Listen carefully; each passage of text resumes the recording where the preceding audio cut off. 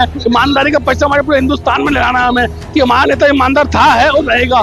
ये बीजेपी सरकार जो भ्रष्टाचारी सरकार है, जो इन्होंने वादे किए थे कि हम दिल्ली में आएंगे, आते ही महिला को 2500 रुपए देंगे, आज तक 25 रुपए नहीं दिए। इन्होंने वादे किए थे हम आते ही महिला को सिलेंडर देंगे, आज तक सिलेंडर, चलो होली गई, दिवाली गई, दोबारा होली आ गई, आज तक सिलेंडर नहीं दे पाई। इन्होंने वादे किए थे हम सत्ता में आएंगे, गंगा जी साफ करेंगे, यमुना साफ करेंगे, साफ करने छोड़ो, इन्होंने गंदी कर दी। इन्होंने वादा किया था हम सत्ता में आएंगे, सड़क अच्छे बनाएंगे, सड़क अच्छे बनाएंगे, आज समझ नहीं आ रहा गड्ढे में सड़क है, सड़क में शराब घोटाले के मुकदमे उनके ऊपर करके, लेकिन पंजाब के अपने भारत के न्यायालय ने, संविधान ने सही उनके हक में फैसला सुना के आज आम आदमी पार्टी की जीत हुई है। उस टाइम चाहे बीजेपी ने सरकार जरूर बना ली, लेकिन वो सब झूठी सरकार थी। केजरीवाल जी पढ़े लिखे ईमानदार है, कट्टर ईमानदार है। आज दिल्ली की जनता जो कह रही है कि 1 साल दिल्ली बेहाल, याद आ रहे हैं केजरीवाल। क्यों याद आ रहे हैं? क्योंकि ये जो सरकार है, इसने बच्चों से पढ़ाई छीन ली, इसने अस्पताल से दवाई छीन ली, इसने लोगों से, जो युवाओं से रोजगार छीन लिया, महिलाओं का जो बसों में यात्रा फ्री था वो खत्म कर दिया। ये जो सरकार है, इसने 8,35,000 यूनिट राशन कैंसिल करवा दिए। ये सरकार निकम्मी सरकार चल रही है, झूठी सरकार चल रही है। आज दिल्ली के लोग त्राही त्राही कर रहे हैं, दिल्ली के लोग रो रहे हैं। दिल्ली की जनता कह रही है कि अरविंद केजरीवाल ही हमारा बेटा था, उसको हम दोबारा मुख्यमंत्री के रूप में देखना चाहते हैं। दोस्तों, स्वागत है आपका हमारे चैनल द पॉलिटिकल बीट पे। इस वक्त मैं मौजूद हूँ दिल्ली में और दिल्ली के जंतर मंतर पे हम मौजूद हैं। और आज का जो हमारा मुद्दा है, हम देखेंगे कि दिल्ली के जंतर मंतर पर जो प्रदर्शन हो रहा है, जो कि आम आदमी पार्टी के द्वारा हो रहा है। आप देख सकते हो मेरे पीछे एक विज्ञापन लगा हुआ है जिसमें साफ तौर पर लिखा हुआ है, सभी साजिशों पर भारी केजरीवाल की ईमानदारी, कोर्ट ना डरे ना झुके, सत्यमेव जयते। जी हाँ, ये जो लगा हुआ है इसके पीछे एक बहुत बड़ा इतिहास भी है। इतिहास कैसे, मैं आपको बताऊंगा कि जिस तरीके से बीजेपी पार्टी के द्वारा आम आदमी पार्टी के जो नेता थे, मनीष सिसोदिया, अरविंद केजरीवाल, उन सभी पे तमाम ऐसे एलिगेशन लगाए गए जो कि कहीं ना कहीं पार्टी की छवि करने के लिए काफी थे। शराब नीति, घोटाला, तमाम ऐसे मुद्दे उन पे लगाए गए, झूठे आरोप लगाए गए। झूठे मैं इसलिए कह रहा हूँ क्योंकि कोर्ट के द्वारा वो सभी जो उन पर आरोप लगाए गए थे वो साबित ही नहीं हुए। उनको अब कोर्ट के द्वारा बरी कर दिया गया है, जो कि एक बहुत ही ऐतिहासिक चीज है। क्योंकि आप देखोगे जिस तरीके से एक सिटिंग मुख्यमंत्री को रातों रात दिल्ली से गिरफ्तार करा गया, ईडी के द्वारा इतने सारे केस चलाए गए, उनको रातों रात गिरफ्तार करा, कार्रवाई हुई, लेकिन उसके बावजूद भी कोई भी चीज उनके हाथ में नहीं आई। क्योंकि आप देख सकते हो कि उन्होंने जो अपना एक उनका नारा है कि भाई हम कट्टर ईमानदार हैं, उसको देखते हुए कहीं ना कहीं ये साबित हुआ कि उनका जो नारा था कि हम कट्टर ईमानदार हैं, वो चीज आज कहीं ना कहीं इस फैसले के बाद सिद्ध हो रही है। क्यों? क्योंकि अरविंद केजरीवाल ने सीधा और साफ तौर पर बोला था कि भाई हम जो राजनीति करने आए हैं, हमारा जो मेन राजनीति में आने का कारण है आम जनता के लिए है, उनको अच्छी एजुकेशन, अच्छी शिक्षा, अच्छा रोजगार।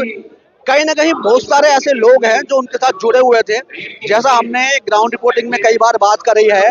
अभी हाल ही का मैं आपको केस बताऊंगा, जो दिल्ली में रेस कोर्स रोड के पास पीछे झुग्गियां हैं, वहां पे अभी बीजेपी के द्वारा नोटिस लगाया गया। हमारी ग्राउंड रिपोर्टिंग आप देख सकते हो, वहां पे लोगों ने जो बताया कि भाई जिस तरीके से केजरीवाल ने वहां पे लोगों को काफी सहूलत दी, चीजों की वादे भी किए वो पूरे करे। वहीं दूसरी तरफ परवेज वर्मा जो कि बीजेपी के पीडब्ल्यूडी मंत्री हैं, उनके द्वारा वहां पे कुछ इस तरीके की चीजें हुई जो लोगों ने अब सामने आके बताया कि भाई वहां पे सभी महिलाओं को 1100 रुपए दिए गए, जो कि इलेक्शन से पहले और साफ तौर पर उनसे मना करा गया कि किसी को ना बताएं। अब सवाल ये है कि भाई अरविंद केजरीवाल, मनीष सिसोदिया सभी बाहर आ गए और उन्होंने अपने अपनी बातें बताई। अरविंद केजरीवाल भावुक भी हो गए थे मीडिया के सामने। तो अब देखना यह है कि दिल्ली और वहीं रेखा गुप्ता ये दावे कर रहे हैं कि हमने दिल्ली को विकसित करने के लिए 1 साल पूरा करा और आने वाले समय में इससे भी बढ़िया करेंगे। लेकिन जो दिल्ली की जनता है वो अरविंद केजरीवाल को याद कर रही है। और आज जानेंगे लोगों से कि क्या बात है और क्या लोगों का मुद्दा है। आप बताइए सर, आपका क्या नाम है? मेरा नाम से गौरव शर्मा है। सर, आज का जो ये प्रोटेस्ट है प्रदर्शन है, इसका क्या मतलब रणनीति क्या रहेगी आगे की? सर रणनीति है, एक ही मैसेज भेजना है हमें पूरे हिंदुस्तान के अंदर, जो हमारा नेता ईमानदार है, ईमानदारी का परिचय हमारे पूरे हिंदुस्तान में लगाना है हमें कि हमारा नेता ईमानदार था, है और रहेगा। ये बीजेपी सरकार जो भ्रष्टाचारी सरकार है, जो इन्होंने वादे किए थे कि हम दिल्ली में आएंगे, आते ही महिलाओं को 2500 रुपए देंगे, आज तक 25 रुपए नहीं दिए। इन्होंने वादे किए थे हम आते ही महिला को सिलेंडर देंगे, आज तक सिलेंडर, चलो होली गई, दिवाली गई, दोबारा होली आ गई, आज तक सिलेंडर नहीं दे पाई। इन्होंने वादे किए थे हम सत्ता में आएंगे, गंगा जी साफ करेंगे, यमुना साफ करेंगे, साफ करने छोड़ो, इन्होंने गंदी कर दी। इन्होंने वादा किया था हम सत्ता में आएंगे, सड़क अच्छे बनाएंगे, सड़क अच्छे बनाएंगे, आज समझ नहीं आ रहा गड्ढे में सड़क है, सड़क में गड्ढा है। इन्होंने दिल्ली को ऐसा बेहाल कर दिया है, दिल्ली जितना परेशान हो गई। इन्होंने कहा था हम सिविल लाइन में बंदो, जो सिविल बंदो जॉब देंगे, जॉब ले रहे हैं। इन्होंने कहा जहाँ झुकी वही मकान, जहाँ झुकी थी वही पहुंच रहा है बुलडोजरिंग का। तो ये सरकार बहुत बेहाल सरकार है, ये नौकरी देने की जगह नौकरी लेती है, जनता को परेशान करती है। एक चीज और जानना चाहूंगा, जैसे अरविंद केजरीवाल अब कोर्ट के द्वारा बरी कर दिए गए हैं, आपने देखा होगा बीजेपी पार्टी के द्वारा उन पे इतने सारे आरोप लगाए गए, पर कहीं ना कहीं कोई भी अब साबित नहीं हो पाया। और उनका एक नारा था कि कट्टर ईमानदार हूं मैं और आम जनता के लिए काम करूंगा। तो इतिहास में एक बहुत बड़ी चीज है कि भाई एक सिटिंग सीएम को उठाया गया और इस तरीके से चीजें हुई, लेकिन आज साबित हो गया देश के सामने कि भाई वो वाकई में कट्टर थे। तो क्या इस पे विपक्षी पार्टी जिन्होंने आरोप लगाए उन पे इस बात का कोई फर्क पड़ेगा? आने वाले इलेक्शन पे इसका क्या प्रभाव पड़ सकता है? सर देखो, हमारा नेता ईमानदार था, वो बोलता रहा मैं ईमानदार हूँ, इन्होंने नहीं सुना। जिस दिन कोर्ट ने उन्हें बयान दिया उनकी आंखों में आंसू आ गए। आंसू किस लिए थे? उनकी ईमानदारी पे आंसू थे वो, कि मैं 1.5 साल परेशान रहा, मेरे बच्चे उनकी फैमिली सर्वाइव किया। अब सीबीआई, ईडी सब इनकी अपनी है, ये जिस मर्जी बंदे को जेल भेज सकती है, जिस मर्जी, मान लो सिर्फ शक के ब्याह पे उन्होंने 1.5 साल तक जेल में भेजा, सिर्फ किसने? सीबीआई, ईडी ने। तो सत्ता में ये है, सत्ता में ये है, किसी को जेल भेज सकते हैं। तो आप देखो कि साफ तौर पर यही कहना है कि भाई सीबीआई, ईडी, जैसा कि केजरीवाल पहले भी कहते आए कि भाई ये इन्हीं की है और इन्हीं के द्वारा इन्हीं के लिए कार्य कर रही है। आप बताइए सर, क्या नाम है? साक्षी गुप्ता। अच्छा, तो आज का जो प्रोटेस्ट है, आगे की क्या मतलब रणनीति होगी, जिस तरीके से केजरीवाल जी अब बरी होके आ गए हैं? देखिए, केजरीवाल जी पढ़े लिखे ईमानदार है, कट्टर ईमानदार है। आज दिल्ली की जनता जो कह रही है कि 1 साल दिल्ली बेहाल, याद आ रहे हैं केजरीवाल। क्यों याद आ रहे हैं? क्योंकि ये जो सरकार है, इसने बच्चों से पढ़ाई छीन ली, इसने अस्पताल से दवाई छीन ली, इसने लोगों से, जो युवाओं से रोजगार छीन लिया, महिलाओं का जो बसों में यात्रा फ्री था वो खत्म कर दिया। ये जो सरकार है, इसने 8,35,000 यूनिट राशन कैंसिल करवा दिए। ये सरकार निकम्मी सरकार चल रही है, झूठी सरकार चल रही है। आज दिल्ली के लोग त्राही त्राही कर रहे हैं, दिल्ली के लोग रो रहे हैं। दिल्ली की जनता कह रही है कि अरविंद केजरीवाल, ये हमारा बेटा था, उसको हम दोबारा मुख्यमंत्री के रूप में देखना चाहते हैं। आज दिल्ली की जनता, देखिए, रेखा गुप्ता सरकार ने कहा था कि महिलाओं को हर महीने 2500 रुपए देंगे। क्या किसी महिला के खाते में 2500 रुपए आए? 2500 तो छोड़िए, 25 रुपए तक नहीं आए। रेखा गुप्ता सरकार ने कहा था कि हर त्योहार पे फ्री सिलेंडर देंगे। क्या फ्री सिलेंडर किसी को मिला? किसी को नहीं मिला। युवाओं को जो रोजगार अरविंद केजरीवाल जी ने दिया था, जो डीटीसी बसों में रोजगार था, वो भी छीनने का काम किया। अरविंद केजरीवाल जी को आज दिल्ली की जनता याद कर रही है, और ये जो तानाशाह देश की गद्दी पर बैठा हुआ है, आज उसका जो सोच है, वो जो घटिया सोच है, वो जनता के सामने आ गया है। आज ये साबित हो गया है कि अरविंद केजरीवाल जी कट्टर ईमानदार नेता है।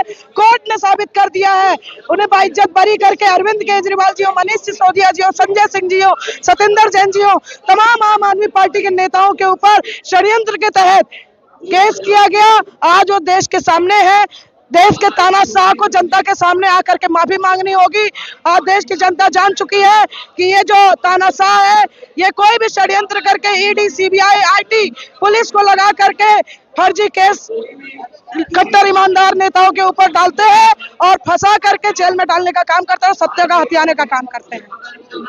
तो आपने देखा कि अभी जो चल रहा है, आप देखो यहाँ पे और भी लोग मौजूद हैं, उन्होंने लिखा हुआ है रोजगार बचाओ रैली, जहाँ इसमें लिखा हुआ क्लस्टर डिपो युवा बेरोजगार कर दिए हैं। क्योंकि ये कहीं ना कहीं ये है कि जो डीटीसी बस, मैंने आपको बताया कि भाई डीटीसी विभाग है, उनमें जो क्लस्टर बस के जो कंडक्टर है, उनको कहीं ना कहीं जो ड्राइवर है उनको नौकरी से हटाया जा रहा है। और हाल ही के दिनों में बस नहीं चलाई गई, उसके बावजूद ये लोग यहाँ मौजूद हैं।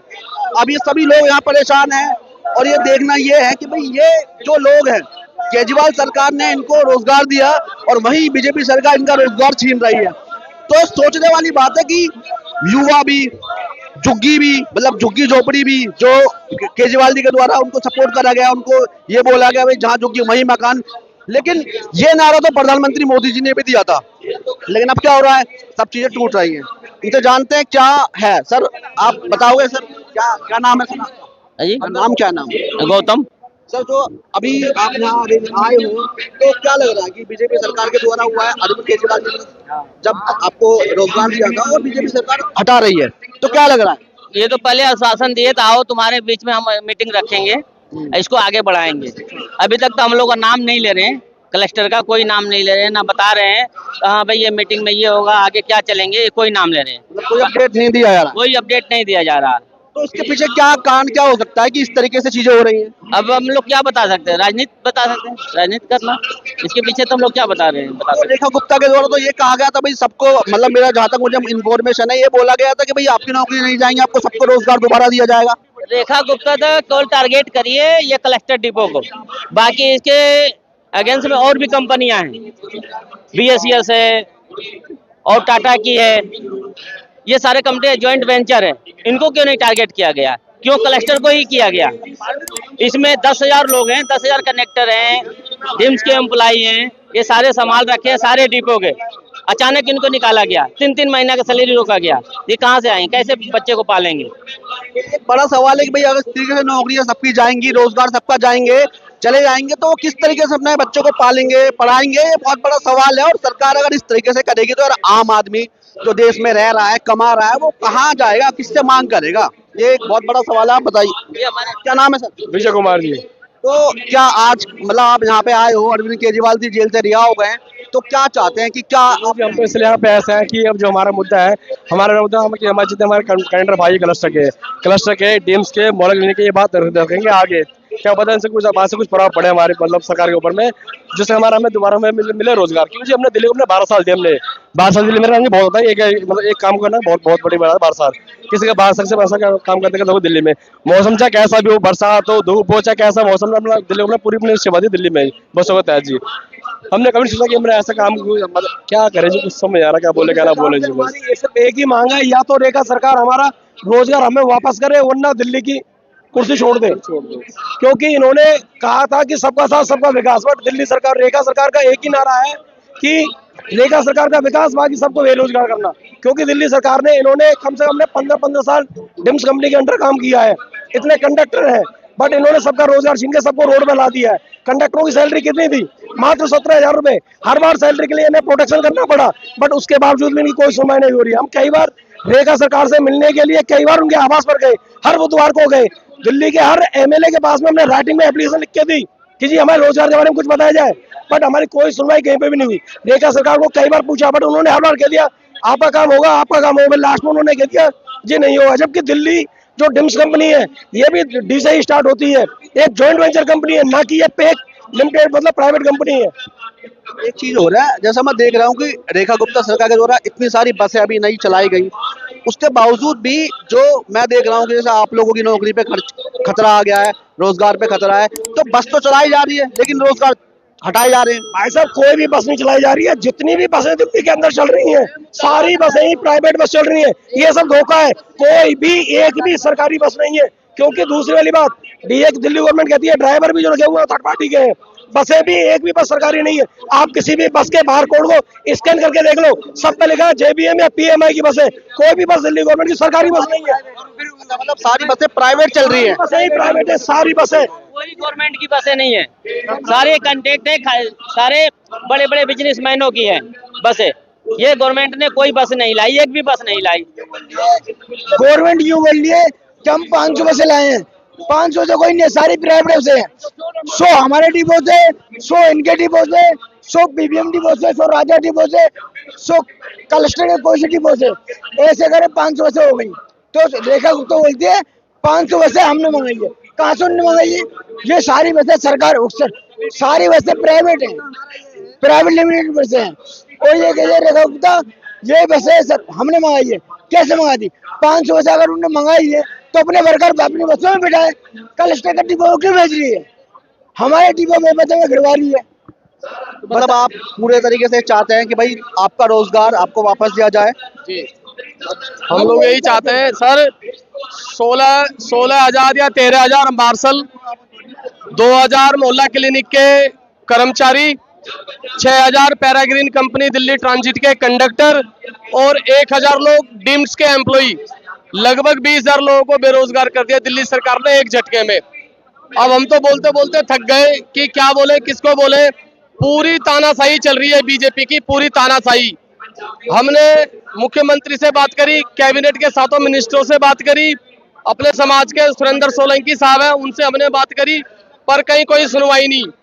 दादागिरी कर रही है पूरी। और एक दिन तो हमें पिटवाने के लिए वही सीएम ऑफिस के बाहर में हम 20 बंदों के लिए, we are well educated peoples, professional से हम लोग कंप्यूटर प्रोफेशनल, हमें पिटवाने के लिए सीआरपीएफ इंस्टॉल कर दी 4 बसें मंगा के कि अगर यहाँ बोलोगे तो पिटोगे, यहाँ पे जाओ, यहाँ से खाली करो। यानी कि आप अपनी आवाज भी नहीं उठा सकते, तानाशाही। बिल्कुल भी नहीं। जैसे यहाँ रात को परमिशन देने में ड्रामा हुआ है, हमें तो दी नहीं आज तक परमिशन कहीं पे इकट्ठा होने की, ना पार्क में, ना रोड पे, ना अपने ऑफिस में हम कहीं इकट्ठा भी नहीं हो सकते थे।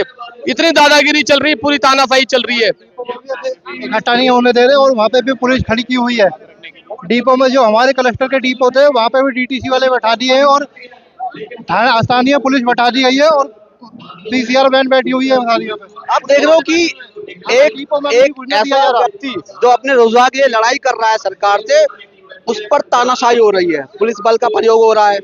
मतलब यार ये क्या है? ये लोकतंत्र में ऐसा होता है क्या कि अगर एक आम आदमी अपने रोजगार के लिए आवाज उठा रहा है तो उसके साथ क्या हो रहा है? पुलिस बल का प्रयोग हो रहा है, उसको रोका जा रहा है, उसको परमिशन नहीं दी जा रही। आप बताइए सर। सबसे बड़ी बात तो ये है ना कि जिनको हमारी जगह रखा गया है ना, उनको भी हमें काम सिखाना पड़ रहा है। सबसे बड़ी बात ये है, उनको काम आता नहीं होगा, फ्रेशर है बिल्कुल। कंडक्टर जो है कंडक्टरी सिखा रहे हैं, क्या नाम है, एमआईएस के लोग एमआईएस का काम सिखा रहे हैं, उनको कुछ भी नहीं पता। वो सिर्फ जीरो से उठ के चालू हुए और जो आज की डेट में जैसे हमारे भाई साहब ये हैं 14-15 साल काम किए हुए हैं, अब इनकी मजबूरी है, इनको काम सिखाना पड़ेगा। अगर ये काम सिखाएंगे तो ठीक है, वो कर रहे हैं, फिर ये लात भी खाएंगे। काम सिखाएंगे फिर ये लात भी खाएंगे। सीधी सी बात है, हम लोग पे बैठे उसी को काट रहे हैं। हम अपना काम उनको सिखा रहे हैं, कल को हमें तो बाहर कर देंगे 31 मार्च 2026 के बाद में। हम तो बाहर ऑलरेडी वैसे कुछ लोग हो भी चुके हैं, पर हम उन्हें काम क्यों सिखाएं? भाई दिल्ली सरकार एक्सपर्ट लोग लेके आए ना, एसएससी से लोग उठाती है, वो डीएसएसबी से उठाती है, उनको लगाए काम पे। हमारा सर सॉफ्टवेयर था, बस मैनेजमेंट सिस्टम, हमारा एवीएलएस सॉफ्टवेयर था, हमारा चार्टर ऐप था, हमारा ईटीए ऐप था, सारे ऐप हमसे ले लिए, सारे सॉफ्टवेयर ले लिए, बने बनाए ऑफिस, हमारे सारे एसेट ले लिए इन्होंने। कह रहे डीटीसी को हैंड ओवर कर दो। अरे यार हमारे रोजगार चलने देते, हमें से क्या दिक्कत थी? कुल मिला के मतलब नहीं है कि हमें किस डिपार्टमेंट में डालेंगे, हमें इससे कोई मतलब नहीं है। हमें सिर्फ रोजगार से मतलब है कि हमारे जितने भाई हैं सबको सिर्फ रोजगार चाहिए, क्योंकि हर किसी के परिवार में बच्चे हैं, बूढ़े हैं, हर कोई अपने घर में जिम्मेवार आदमी है। भाई ये तो मैंने आपको बताया था कि इससे पहले मैंने जो रिपोर्ट करी थी, जो झुग्गी थी रेस कोर्स रोड के पास, वहां भी यही चीज सामने थी कि लोग चाह रहे हैं कि उनका रोजगार वहां से जुड़ा हुआ है। और कहीं ना कहीं रोजगार का जो मुद्दा है ना, ये हर एक वर्ग जो रोजगार के लिए लड़ रहा है या वो परेशान है यार। मतलब सरकार ये क्या करना चाह रही है कि चाहे झुग्गी वाले हों या जो डीटीसी में कर्मचारी हैं। और मैंने एक और चीज बताई थी, सरकारी गवर्नमेंट जो स्कूल है वहाँ जो टीचर्स हैं और जो वर्कर है उनकी भी सैलरी टाइम से नहीं आ रही है। मैंने अभी कल परसों ही देखा था। तो ये क्या चल रहा है ना, तो डीटीसी बस के अंदर। तो बहुत बड़ा सवाल है, सरकार की क्या मंशा है। आप देख सकते हो लोगों ने किस तरीके से बताया। हाँ जी, डीटीसी में बोलो, कलेक्टर जो कंडक्टर है उनकी ये सबकी आवाज है। और कहीं ना कहीं वो चाह रहे हैं कि जो ये सारे आपको बताया कि वो चाह रहे हैं कि जो डीटीसी बस है उनको हैंड ओवर कर दी जाए सारी चीजें। तो कहीं ना कहीं उनके रोजगार पे खतरा आ रहा है। और अब इस पे क्या विचार होगा, लोगों से जानेंगे दोबारा से। आप बताइए। क्लस्टर में ये है सर, जैसे कि ये बता रहे हैं धोखाधड़ी 420 में सीएम साहब फंसाया गया, मनीष सिसोदिया तो फंसाया गया। वो धोखाधड़ी नहीं, धोखाधड़ी अब करी बीजेपी सरकार कि कंडक्टर जो बैठे हैं, डीटीसी के बैठे हैं, उसमें बेबिल हमारे क्लस्टर चल रहे हैं, टिकट हमारे क्लस्टर चल रहे हैं। आप चाहे चेक किए जाए 420 वो फंसे जाएंगे। डिम्स के जो अधिकारी एमडी है ना, डिम्स के डीटीसी के डायरेक्टर वो फंसे जाएंगे 420 में। वो हमारे साथ धोखाधड़ी कर रहे हैं, जिसमें डीटीसी के कंडक्टर बैठे हैं, टिकट हमारे चल रहे हैं, डिम्स के टिकट हमारे चल रहे हैं, बेबिल हमारे चल रहे हैं। अभी हमारी धोखाधड़ी करी जा रही है। केस किया जाए सर जी एक बात, हम सारे क्लस्टर के कंडक्टर हैं, क्लस्टर को ये चाह रहे हैं कि क्लस्टर यहाँ से निकल जाए। मतलब जब डीटीसी बसें ले आई है, मैं ये जानना चाह रहा हूँ, जो आपने बताया क्लस्टर में कोई आपकी कोई कंपनी होगी जिसके थ्रू आप लगे होंगे?